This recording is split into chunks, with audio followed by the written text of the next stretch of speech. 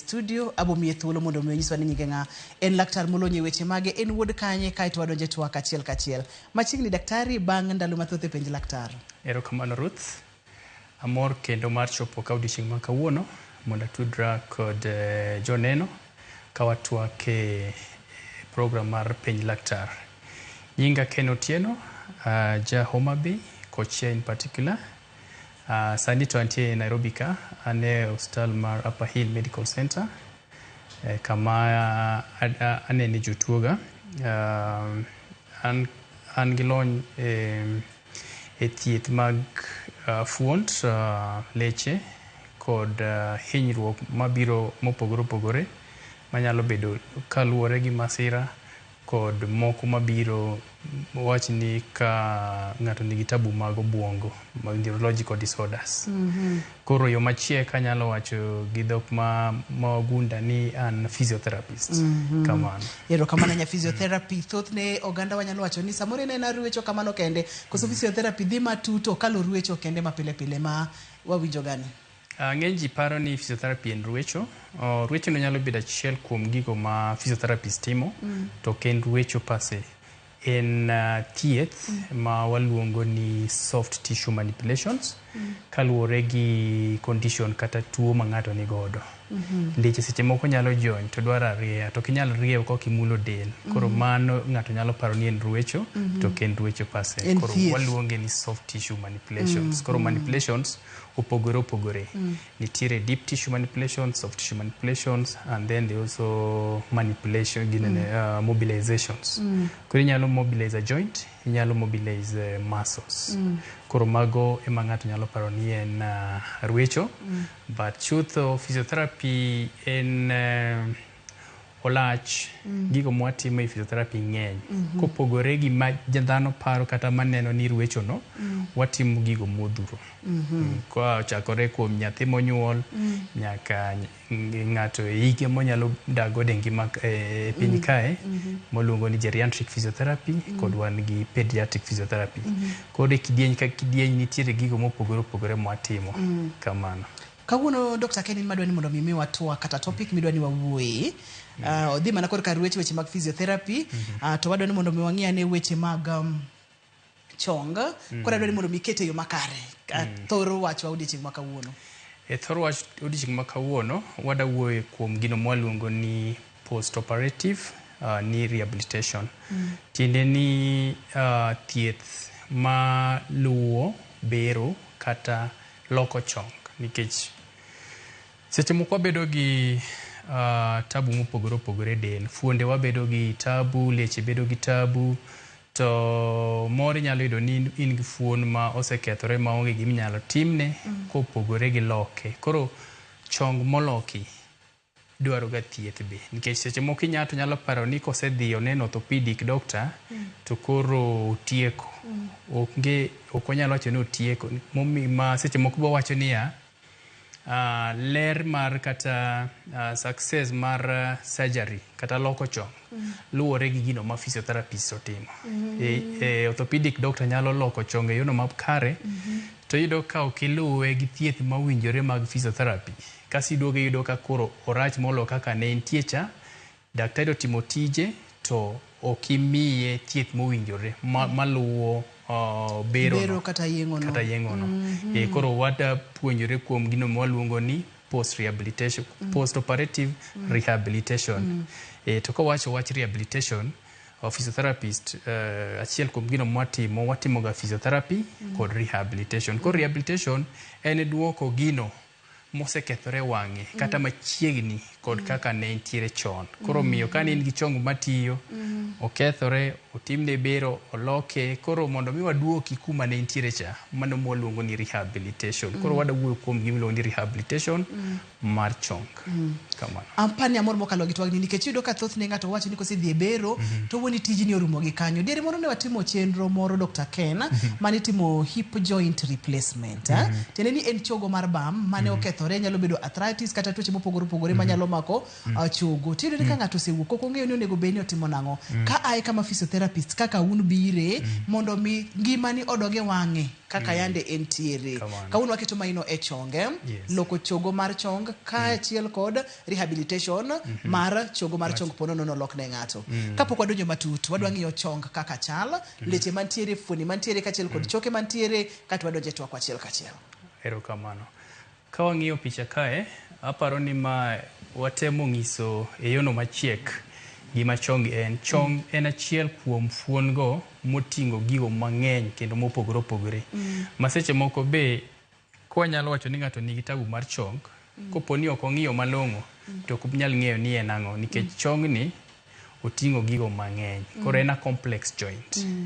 To ka wang'iye, chong mokwongo en joint ma wan gi choke adek mokiepo maluonge ni chong. Mokwongo chogo mamalo mabiro bam kae en achiel kuom chogo no mariore e wi chong. E piny tok bam kadhi piny, e tok ogwalo ka wan gi chogo achiel madhi piny. Gin choke ariyo. Mokwongo nitiere moro mantiere bathe kod moro mantiere e diere kama pek mar del dhiye. Kasa i chong ni wan kod leche mopogore opogore. Kena luongi gi ni gin ligepni, but nikech ing'eni seche moko muscles kod ligaments gi dholuo matek, but wan gi ligaments mopogore opogore chong ka. Kata i chong ni ochalo okapu mo uting'o pi kata vessel mar pi. Nikech ing'eni chong achiel kuom gima chong en synovial joint. Koro synovial joint wan gi fuon e del man gi pi kod fuon ma onge gi pi. Tiende ni chogo dhi okiepo gi nyawadgi to loso fuond. To koro chong en achiel kuom fuond go man gi pi. Koro wan gi pi mantiere kanyo mwaluongo ni synovial fluid. Koro synovial fluid ni en okonyo mondo mi chong obed mayom koponi itiyo kode. To nikech choke wageng'o mondo kik choke obed e yono mondo mi kik regre gi nyawadgi. Pile kiwuotho in gi wuoth manyien to bang' ndalo mang'eny ibiro yudo ka wuoche ni rumo. Koro mondo mi kik choke wagi regre mondo rum, nitiere gino mageng'o regruogno mwaluongo ni cartilage. Ng'ato nong'ise ni luonge ni nyamuot. Koro nyamuot no mwaluongo ni cartilage. Koro cartilage ni en ogeng'o mondo mi chokegi kik giregre. To e kind chong nikech en fuond, to chong be en weight bearing. Tiende ni chong ting'o ratil mar del. Kichungo to pek mar deli dhiye e chongi. Koro chong ni being ni en moting'o del, seche moko pek mar del nyalo bedo ne mang'eny. To koro pek mar del ni mondo mi otem regulate weight no maber, en gi gino mwaluongo ni meniscus. Koro meniscus ni ochalo shock absorber. En ema kata kichikori to chogo mamalo ni gi mapiny ok dhi tuomore.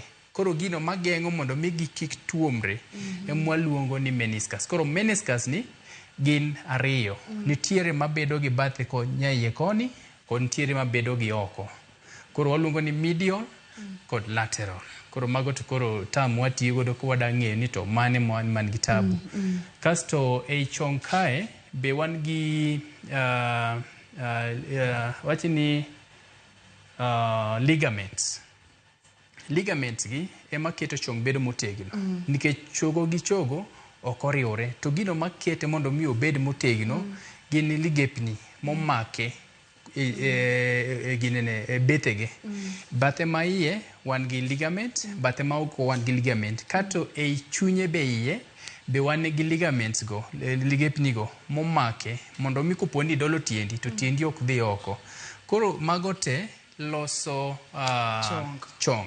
Koro chong en achiel, but gigo mamiyo luonge ni chong ng'eny. Koro miyo seche ma ng'ato nigi tabu, kapok wang'eyo ni to en ang'o, test mwatimo pogore. Koro mago mang'isowa ni ng'ani ohinyo chonge, maybe ler moro chote iye, maybe pad mwaluongo ni meniscus ong'adore, maybe ligament manyamot no oregore. Koro mago mamiyo seche moko wang'eyo tabu ma ng'ato nigodo, kata seche moko wach kata ni koro en gi pi mokuot, kata ligament synovial fluid pi mantiere kanyo bedo mang'eny moloyo monego bedi, koro iyudo ka ng'ato nigi kuot mar chong. Koro ma e setup mar chong.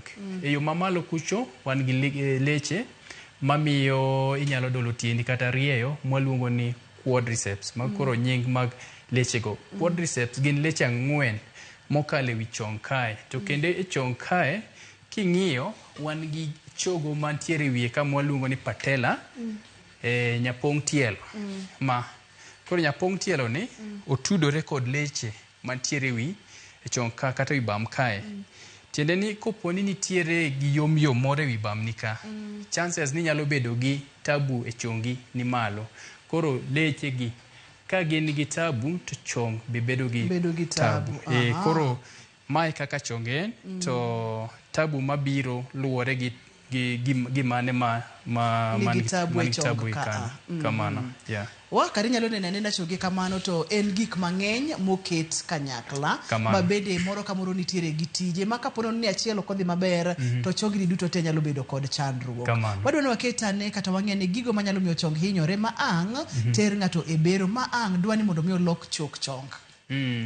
Namba achiel ni wacho kata ni gik mopogore opogore kaka masirni mag apaya, accident, samoro tuoche nyalo donjo, samoro tuo moro seche moko hinyruok mag tugo, moro be ng'ato nigi tuo mar chogo, wan gi kansa mag chogo, maybe odhi odonjo e chongi kanyo, mano nyalo kelo ni tabu.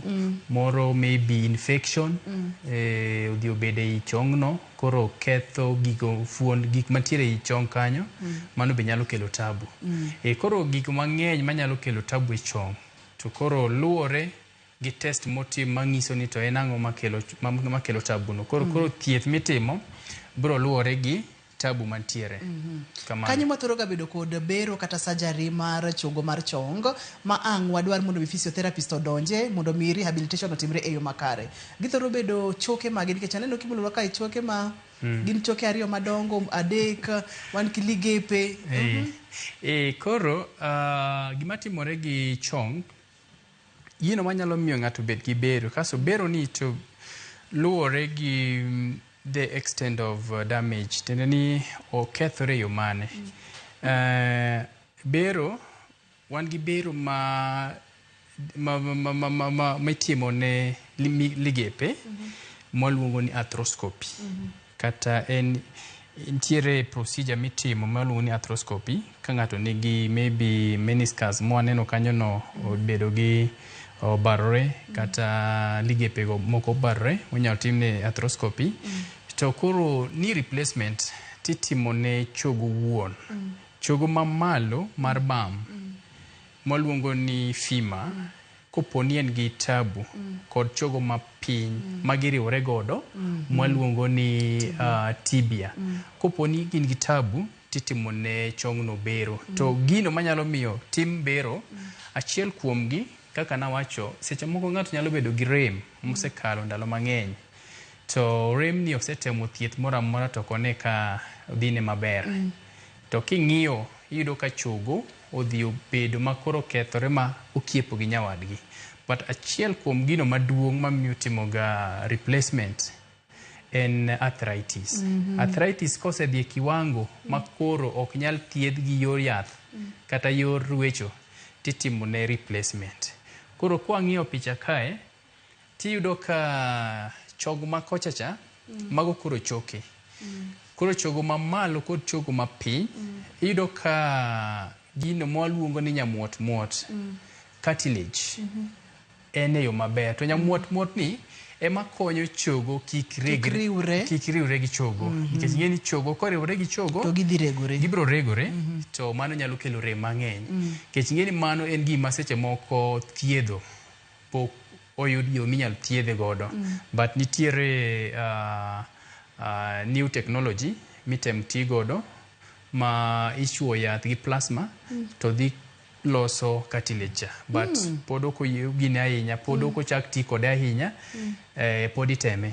But koro gino ma sani tiyo godo ahinya maduong' en knee replacement ne. To knee replacement ni itime koponi chogo okethore kata oseregore kiwango ma ok nyal dok. Koro king'iyo pichni ariyogi, macha cartilage ne pod ler, ber kendo onge kethruok. To mae king'iyo to chal ka gima oregore kuon ma neno mabedo degenerated go. Koro ma kotimore titimone loko. Koro koloki to regruok no bedo maonge, kasto ibedo gi chong ma artificial. Tiende ni koro onge gimoni chogo regore gi chogo nyawadgi. Koro en chuma kata plastic emiketo, koro rem mane nyalo wuok nikech chogo wuon riwruok gi nyawadgi bedo maonge. Koro arthritis en achiel kuom gino mamiyo ng'ato nyalo timo replacement. Mar ariyo, kopo ni ng'ato bedo gi accident to chokegi odhi obedo ma ong'injore maonge kaka inyalo duokgi e wang'e, mano be nyalo miyo replacement itimo. Infection kotimore e chokegi ma chokegi koro bedo mayom, inyalo timne replacement. Koro replacement kotim, inyalo dhi adhiya nyime gi tijegi, inyalo bedo kaka ninche intiere chon. Mak ma in koro chong ma in godo ok en chongi, but en chong mo oketni. En mokonge, onyalo bedo plastic, onyalo bedo chuma. Nyalo bedo chuma, onyalo bedo plastic. But koro bang'e no kokete, koro dwaro chuno nyaka ine physiotherapist. Nikech physiotherapist gitiyo machiegni kod orthopedic specialist, jok maketo mae.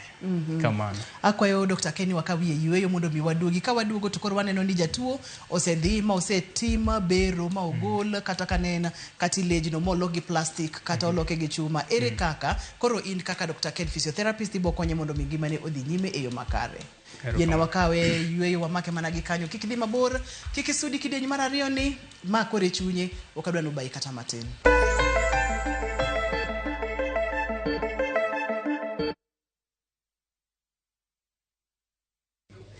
It's a thing of beauty. So easy to use. It's just so easy to find what you're looking for. You know what? I just love the download option. I always have something for my private jet. Is the quality good though? What about network issues? You just have to change the data settings and presto. How much is it again? Just 300 bob a month. Just 3 bubbles of champagne. That's more like 1 bubble. Shika the new Showmax app today for all your favorite local, international, and kids' hit shows and movies from just 300 shillings a month. Shika Showmax, streaming for Africa. Isn't it just air in there? There's really no champagne in the bubble. Girl, you know what we mean.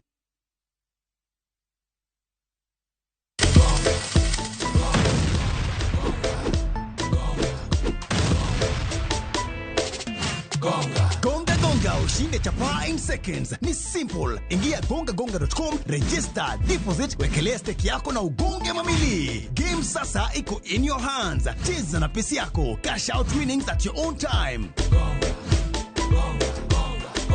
Gonga ushinde sasa. Hairuhusiwi kwa walio chini ya miaka 18. Imesajiliwa na BCLB number 359. Gonga.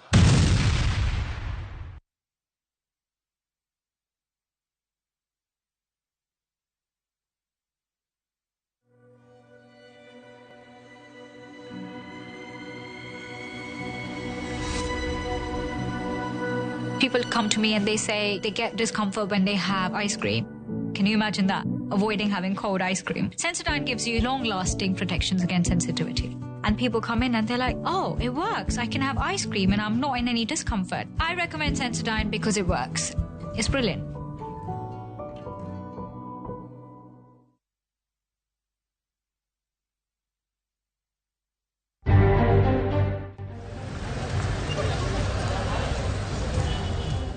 Bila olorobo ma Nairobi, kang'anyo maratipo manigeno timore mana kuonde masanja e chuny boma.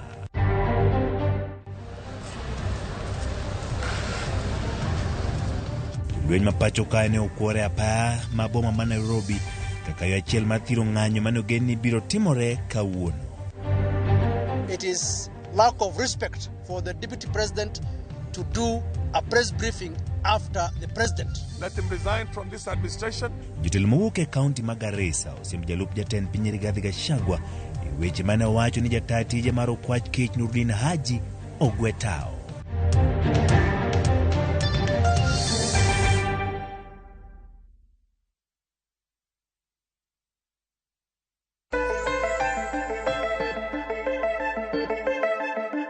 Penj laktar kokale Ramogi TV ngima en mwandu wantiere kod Dr. Ken studio. Daktari wadhi nyime kod twak wawang'yo kata tok loko chogo mar chong kaka inyalo tim rehabilitation mondo mi ngima ni odhi nyime yo makare. Exercises giduto te iwacho ni gin important. To gi kama bede kaka jagono mabede puonjore kowuok e chenro mar penj laktar iyudo ni nitiere moko mabet yot to nitiere moko mabet pek. Ei process ni te mane ma pek ga mogik manyalo dwaro sir mang'eny ne jatuo mondo mi kik affect pache bende nikech wacho ga ni gigi chakore ga gi obwongo karidore dendi. Mano momiyo kapok wachako timo thiethni nyaka waler ni jatuo ni to ginang'o gini ma biro timore tok bero ni.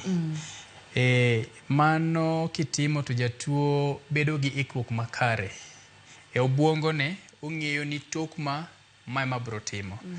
To e yono makare ber ka iwuotho kod jatuo katimo gigi. Tiende ni otimo ti imonita ka be otime yo makare nikech seche moko pek bedo ni jatuo odhi otime to ok otime yono mowinjore. Either otime mang'eny kata oketo force moingo kaka onego bedi. Chutho ka categorize gi wan gi flexibility exercises, wan gi resistance exercises, wan kod strengthening exercises. Mago category adek mag exercises mwanyalo bedo ni watimo. Koro flexibility ni moro physiotherapist nyalo timo ni ka ok inyal nikech ido ka tielo ok nyal dolore. To kata kidole to chope level ma ok onyal dhi beyond.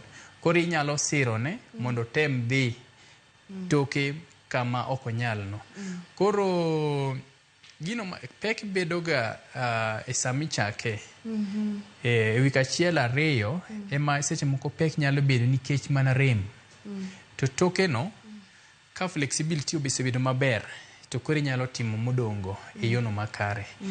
Koro anyalo wacho ni kipenjo ni to mane manyalo bedo gi pek mane lo nyawadgi en mar chakoni. Nikech mar chakoni iyudo ka seche mitime to rem moro nitie. To toke ka rem oserumo to modongo ibro timo yono makare. Kasto gima be watemo ng'iyo wang'iyo ni ability mar jatuo ni en mane. Chal nade. Onyalo weight marom kama koso weight mane mowinjore kodi. Nikech kisidhi miyo jatuo weight mang'eny wacha kaka koro watimo strengthening exercise, weight kosedhi bedo mang'eny bro jonyo leche. Koro leche kojony obro tema achiel ariyo to olgo. Kata otimo madhi miyo rem bedo mang'eny. Koro penjo no en ni sech chake mabedo matek to kose di nyime to biro bedo mayom mbele kanyo. Chako bedo matek nikech weche mag rem. Nikech rem. Adwa ni mondo bikora dog ka rem kanyo Dr. Ken. Kaka wanyalo manage pain, rem seche ma ng'ato osetimne bero kata surgery, seche ma koro wachako rehabilitation. Kidieny mokwongo ni wacho kacha ni nyalo ti kod ice bro miyo rem dok chien ka chien kod kuot. Yore mage kendo ma wanyalo manage godo pain kata rem ni. Rem ni tok bero gima daktari timo en daktari mi yedhe mitiyo godo mag kweyo rem kod yedhe mag duoko mondo mi kik bed yedhe mimi mondo mi kik bed kod infection kod gine kod poto mar remo. Ke jomoko nigi tendency mag remo poto. Koro imi yedhe go koro seche mitimo physiotherapy gi yedhe ka bin godo. Though ni dakteche okoero ga keto jotuo mondo depend on painkillers during the time mar physiotherapy. Koro physiotherapy techniques matiyo godo nitiere mag rem. Koro wanyalo tiyo gi machines mopogore opogore. Wan gi mwaluongo gi ni nerve stimulator. Nerve stimulator ni otiyo gi biofeedback mechanism. Odhi oduoko rem kachacha. Koro inyalo ti kode isecho nogo no mwatimo physio kata nyalo ti kode kapok ochak tim physio. Koro en kokete to dhi oduoko rem piny. Seche moko be ibiro yudo ka advanced stages watiyo gi molungo ni electrotherapy. So electrotherapy ni iyudo ka poni nitiere remo chal ka gima ok ring maber, watiyo gi heat, watiyo gi liet madhi miyo remo go.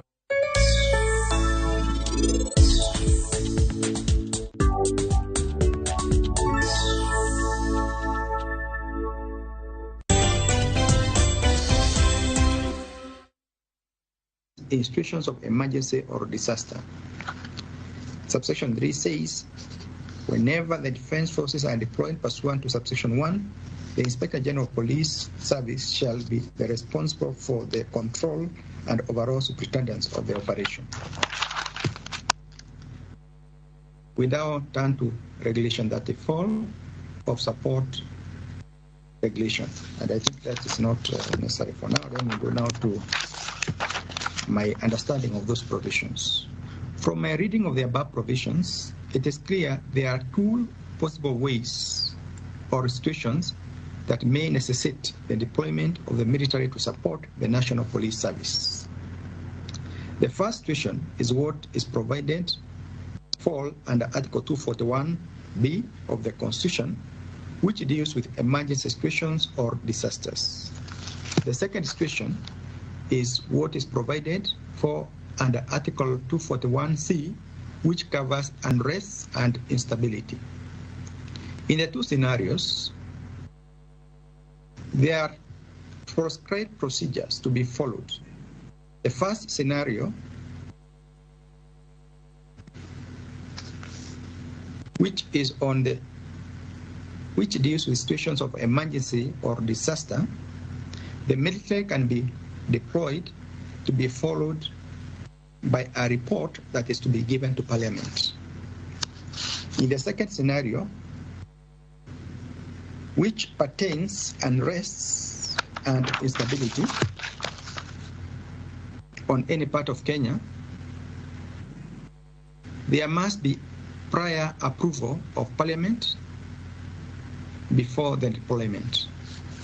What then is the meaning of emergency situations or disaster, which is referred to in Article 241B that the Cabinet Secretary applied? The Constitution is silent on the meaning. Two different interpretations were advanced by the rival submissions of the parties in this petition. The petitioner was of the view that the state of emergency ought to have been declared in the manner provided for in the Constitution, specifically Article 58, for Article 241B to kick in on account of emergency, while the respondent urged the court to take the Black's Law Dictionary meaning of the word. It is my considered view that the word as used in Article 241B is actually not a technical terminology and is used in the ordinary sense, for if it were used in the technical sense, or it were meant to be used as a special word, then the conjunctive or after the word emergency, which relates it to the word disaster, would not have been inserted there.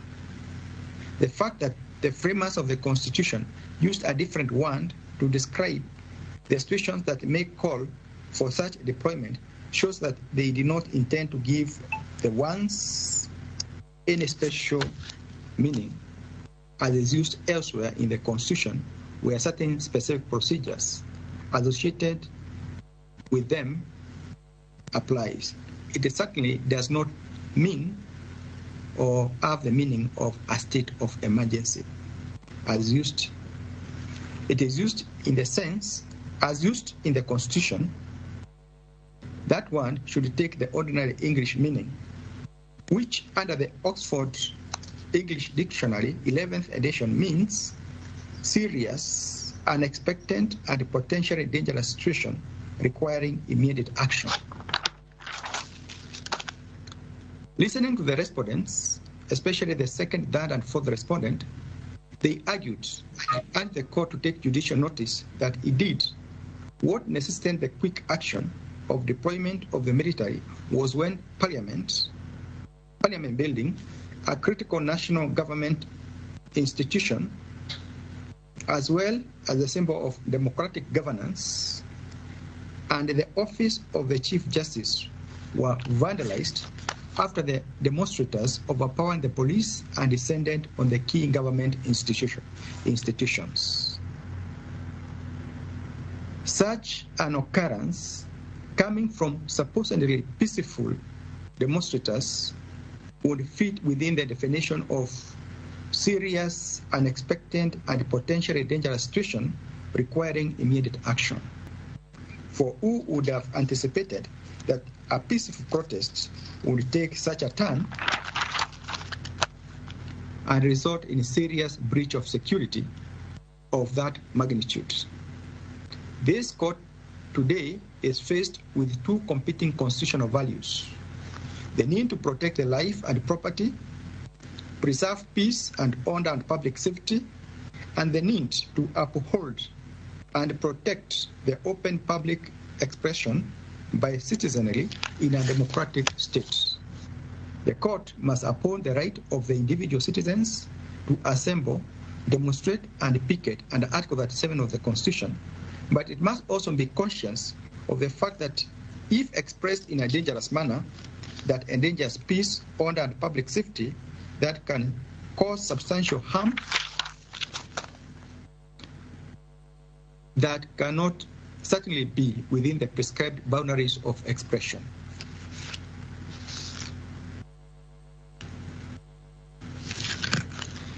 The government must also act in the manner prescribed by the legal procedures in intervening in such situations. The petitioner has argued that the intervention of the military to support the police would cause fear and intimidation to Kenyans and prevent them from expressing their rights and prevent them from expressing themselves. Although Kenya Defence Forces Act at Article 34(1) provides that such deployment shall comply with the constitutional standards relating to human rights and fundamental freedoms, this court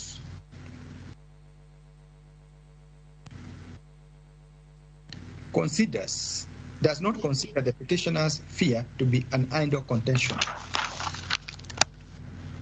It is common knowledge that military, by its nature of training, is not trained to deal with civilians, but armed combat, where the military principle is generally the use of force to resolve crises.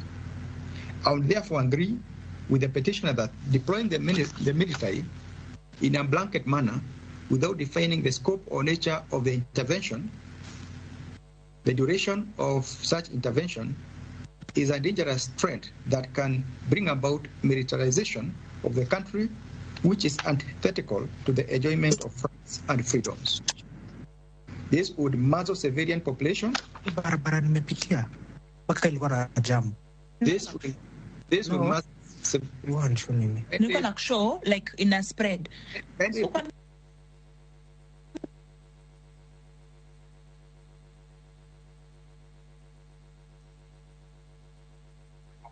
Sorry, my lord.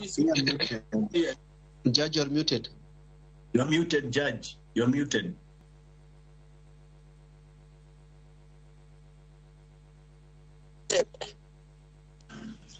He has been muted from elsewhere.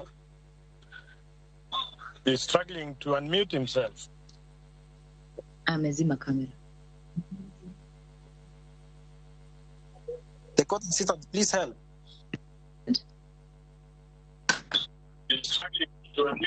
Judge, you're muted.